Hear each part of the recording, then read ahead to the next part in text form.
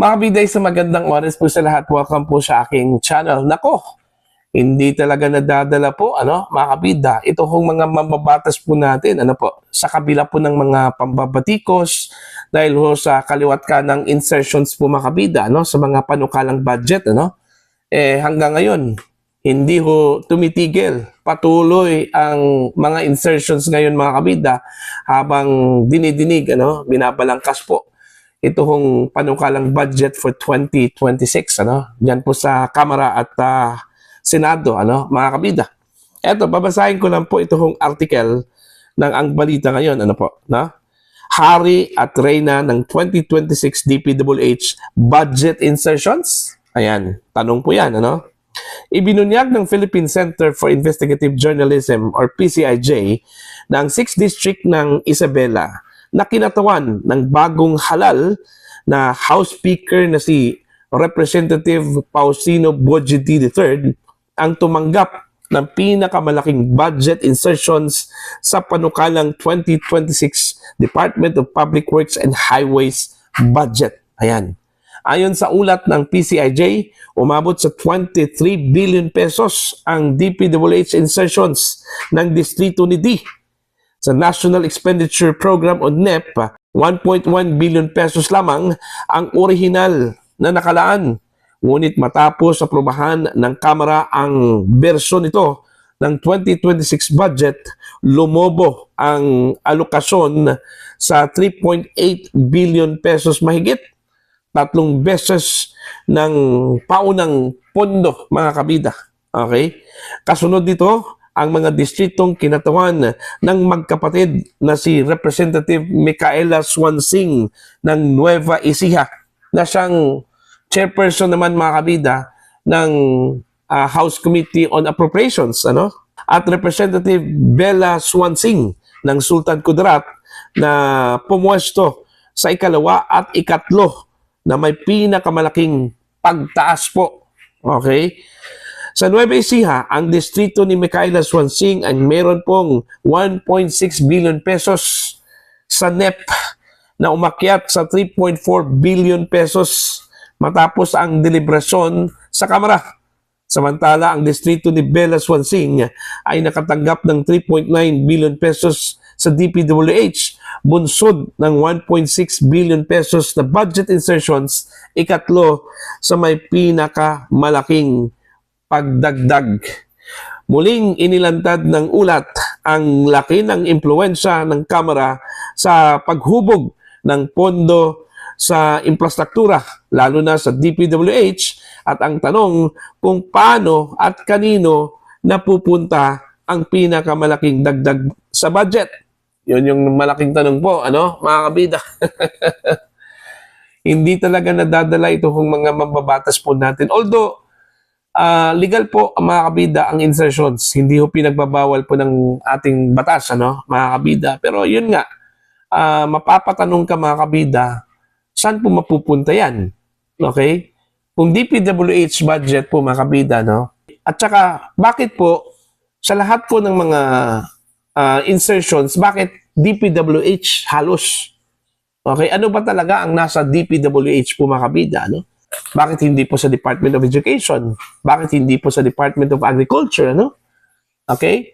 At yung mga napapabayaan po ng mga departamento po, mga kabida, ng gobyerno, yung sektor po ng agrikultura, bakit hindi po doon? Bakit doon po sa DPWH?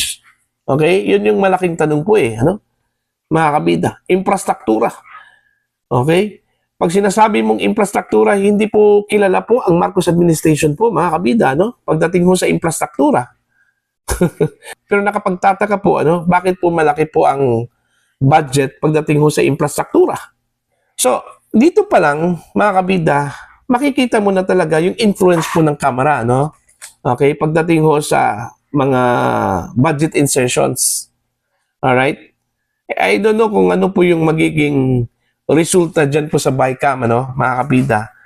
Kasi po, ang dami hong na-discover ngayon dyan po sa BICAM while ongoing yung deliberation po, mga kabida, Okay, hindi kasi tapos ito hong BICAM na i-deliberate ito kung panukalang budget for 2026, ano, mga kabida. Ang dami kasing mga na-discover dyan na pagtaas po ng budget po, ano, mga kabida.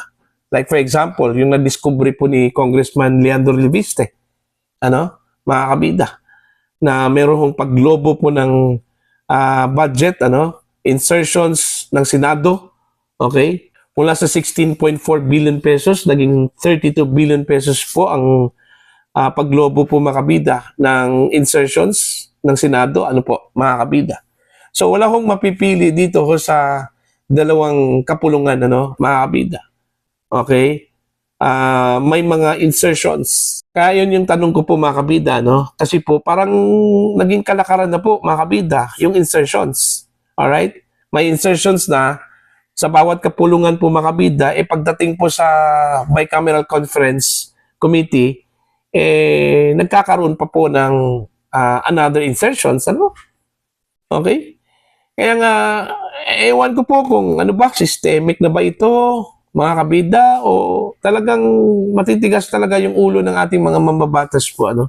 Hindi po nila kinukonsidera po kung ano po yung magiging impression po ng taong bayan, ano?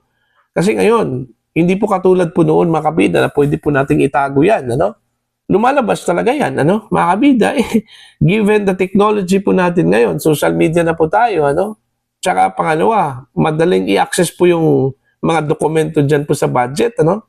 So, makikita talaga yung mga pagbabago, ano? Dyan po sa budget po natin na dinideliberate po mga kabida ng ating mga mamabatas. Okay? So, yan po, no? Titingnan po natin to, mga kabida, kung ano po yung magiging argumento, rason ng mga mamabatas po dito. At saka pangalawa, dito ho sa na-discovery po ng PCIJ, mga kabida, hindi man lang nagkaroon po ng pag-alinlangan po ito hong mga opisyal po ng Kamara po, mga kabida. Mantakin nyo ha, mayroon po mga positions ang pinakamalaking budget insertions po. Ayon po sa PCIJ investigation po, mga kabida, no? House Speaker, Chairman po ng Committee on Appropriations, ano? Kumbaga, sa Bisaya pa yan, unay. Ay, nako. Diba? So, mahiya naman po kayo.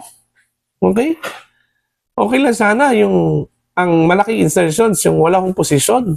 May posisyon pa dyan sa House. So, meaning, ginagamit po yung posisyon, ano, mga kabida, para magkaroon po ng malaking budget. Okay? Yun nga Gaya ng sinabi ko po kanina, mga kabida, nakapagtataka lang po, ano, dahil sa lahat ng mga sektor po, mga kabida, na pwede po nating punan yung budget, dun sa DPWH pa, na naging controversial po, mga kabida, ano? Okay? Oh. Ano po yung mga specific infrastructure po na nakalagay doon ho sa DPWH budget?